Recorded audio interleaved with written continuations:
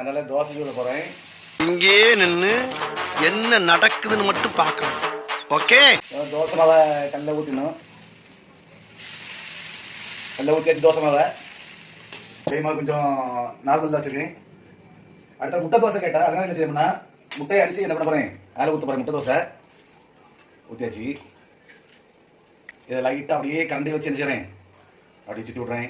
அப்போதான் எல்லா இடமும் இந்த முட்டை வந்து அப்படியே படும்.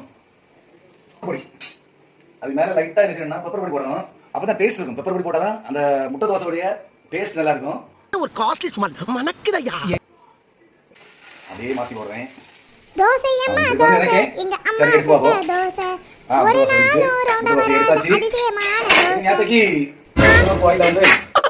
சாம்பார் வந்து இந்த சாம்பாரை சூடு பண்ணி ரொம்ப நல்லா இருக்கும், நல்லா டேஸ்டா இருக்கும்.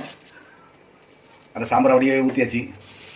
ஊற்றிட்டு என் பிள்ளைகிட்ட கொண்டு போறேன். எப்படி முட்டை தோசை நல்லா இருக்குதா? கோவப்படாதீங்க சார். என்கிட்ட எல்லாம் கோவப்படுறதுனால 10 பைசாவுக்கு பிரயோஜனம் இல்ல. என்கிட்ட எல்லாம் கொஞ்சம் கூலிங்கா நடந்துக்கங்க.